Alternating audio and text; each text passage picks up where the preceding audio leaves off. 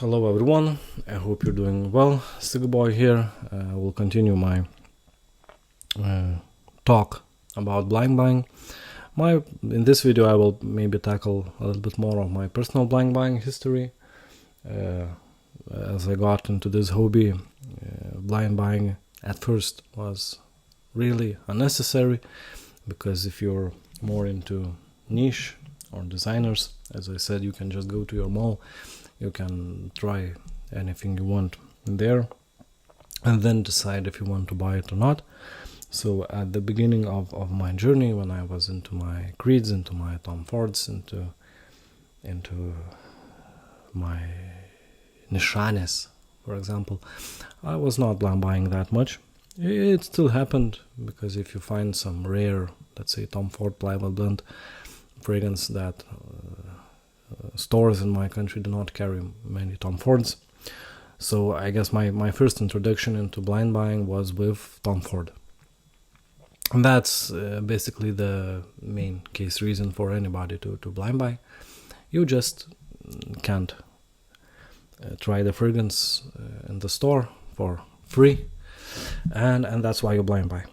Everything starts pretty okay-ish. You don't buy much. It's a hobby, a hobby. It's supposed to cost money. But this hobby, as any other hobby, it has a little bit of nasty side of it. People like to buy things. Again, congratulations, amazing insights, dude. Yeah, but if you buy something and you can get enough of it, it's never a problem.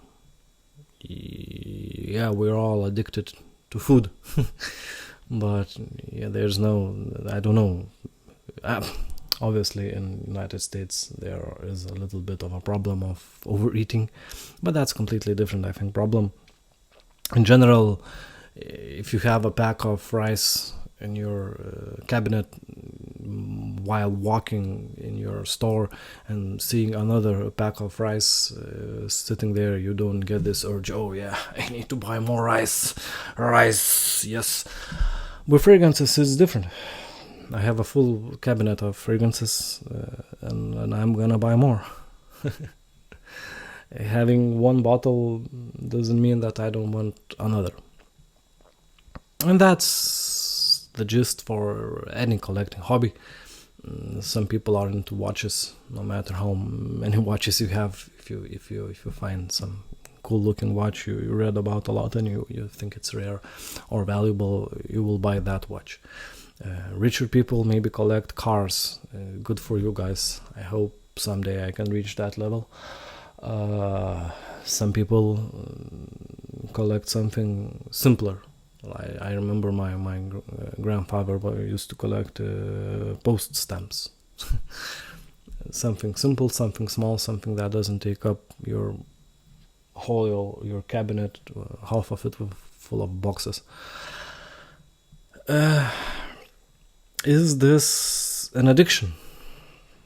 Collecting basically anything? Yes. Am I an addict of fragrances? Absolutely. Is it the worst addiction you can have here in the world? Absolutely not. Many people addicted to alcohol, addicted to drugs, addicted to the worst of them all, in my opinion, personally, gambling. You can gamble your money away. If there is something in this world we're not missing, is the ways to piss your money away. Plenty of ways for that. As I said, from gambling to drugs to anything in between. So, do I feel bad being addicted to fragrances? No. Like with all hobbies, it is very important to learn to control it.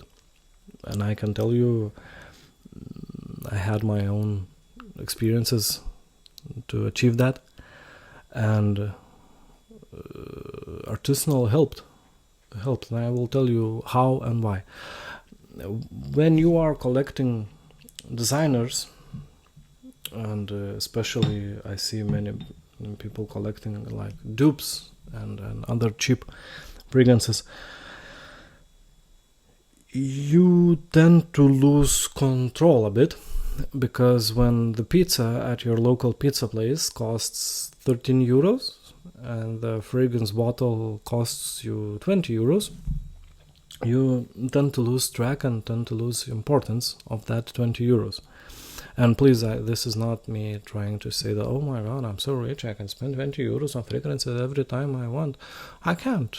But in grand scheme of things, 20 euros missing from your wallet, it's not something major, let's say. Many of us do not look at our, let's say, bank accounts every day to collect the data how much we spent on anything. And when you're spending, let's say, 15 euros on bottles of fragrances, it can get out of hand pretty fast, and by the end of the month you bought like 5 bottles. Out of those 5 bottles you realistically need 0. Okay, you need 1. That one special one you wanted for the whole 15 minutes. You watched it on the store. And I think that part of compulsion, that part of blind buying, is where everything starts to lose a little bit of control. And I was in that state, maybe not in dupes, but when buying designers, I definitely overspent at some time on some point in my life. And you just, you look at the end of the month, okay, I spent this much. Yeah, maybe I will miss this, let's say, friends gathering because I bought too many bottles. How artisanal helped me with that particular problem. Nowadays I buy probably 1 bottle every month or so. Sometimes I would say even less, but if, for example, I bought the classical collection of Paris L'Adore in summer, so if we count that, I spent that money in June, and I think it was like 5 bottles, 6, I don't remember now, and up until now I bought, I think, maybe 3 or 2 more bottles. One of them being, no longer here, by the Cava. So before, when the fragrances costed like 50 euros or less, I would buy 10 bottles a month and forget about half of them. And now I buy, as I said, maybe 1 bottle a month. Overall, I must admit, spending went down. And in this year particularly, I'm looking to limit the fragrance spending even more, because, well, I have plenty. Don't worry, you guys, this channel won't run out of fragrances to review anytime soon. And will I still blind buy? Absolutely. Every day we spend some time in front of the computer scrolling these mines of artisanal realm, looking for that one special bottle, and it will probably never stop. This is a hobby. This is an addiction. Is it a bad addiction? I don't think so. I really don't. Unless you're spending money you don't have. And like with every hobby, this happens.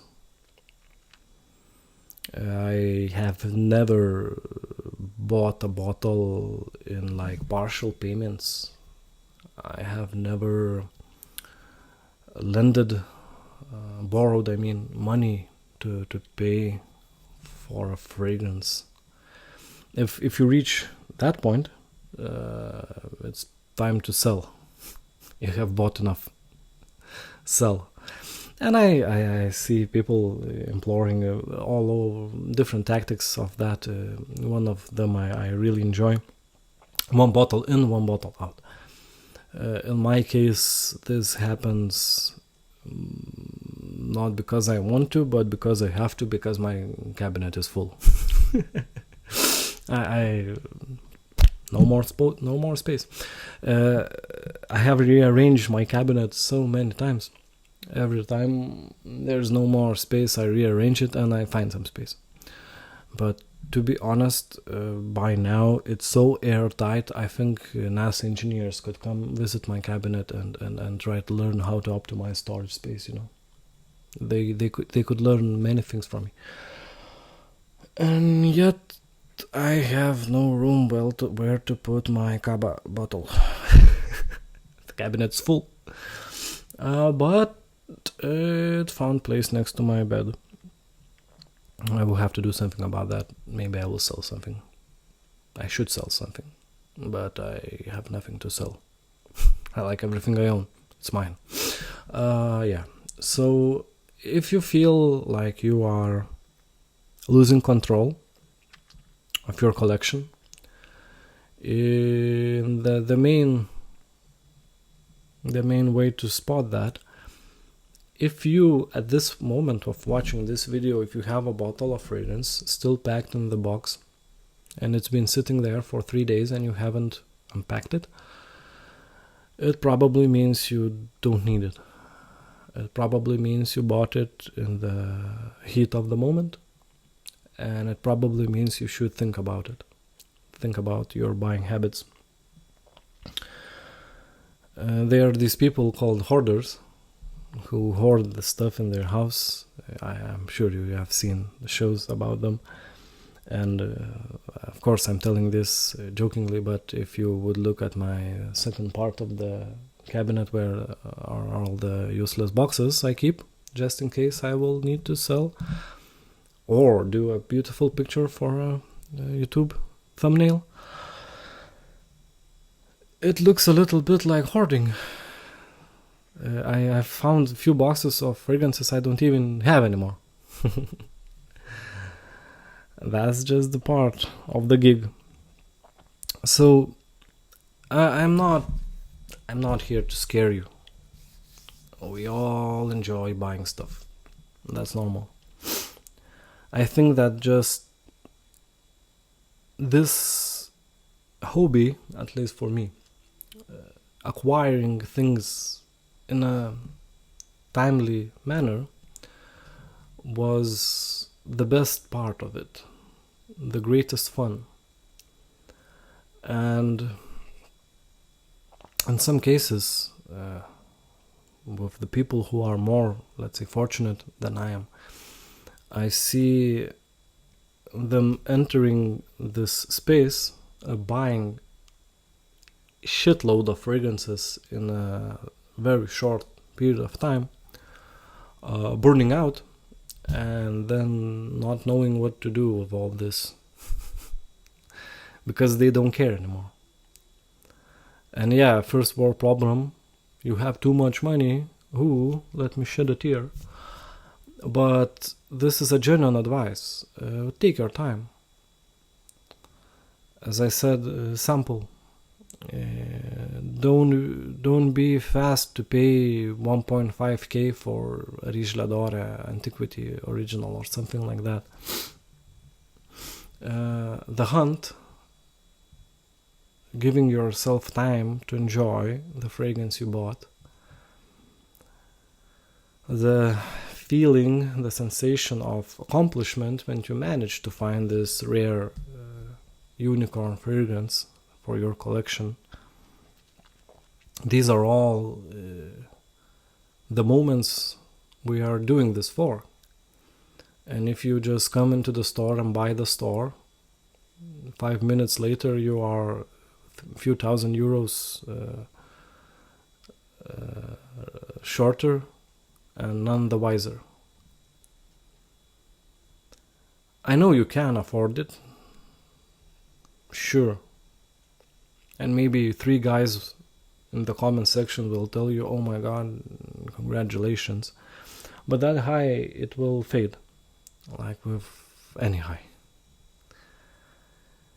The accomplishment of finding what you want and not paying 1.5k for the bottle, that what stays, at least for me. Of course the bottle stays also. If I ever find antiquity, yeah, if you have antiquity original for sale, message me, I will buy it. Not for 1.5k, but I will buy it, maybe. So yeah, I know this, I think this flu maybe did something to my brain. I am acting strange, let's put it that way. But I just wanted to film this series, let's say, 2-parter, because while being bedridden for a week, I didn't buy anything. And now my mind is clear. I have a clear mind. I have ascended, guys. I'm your new guru. I'm joking, obviously. I myself, as I said, promised myself to buy less. I never had a problem of buying too much. It was always sorted by not having enough money. That very helps. If you make sound decisions and don't spend money you don't have, you will probably won't overbuy by living in Eastern Europe. That's not hard. But for some of you, I have met many people in this hobby by now. I think many of you rich, lucky bastards would benefit from a little bit slowing down. Enjoy your stuff. This is art. This is meant to be enjoyed, meant to be collected and kept, and not bought and sold within 24 hours of receiving it. Give that some time. Give yourself some time.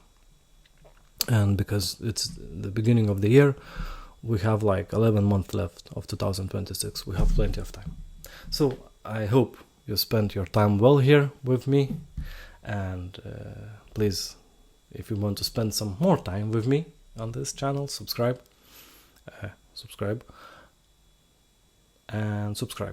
And yeah, thank you for having me, and please, goodbye.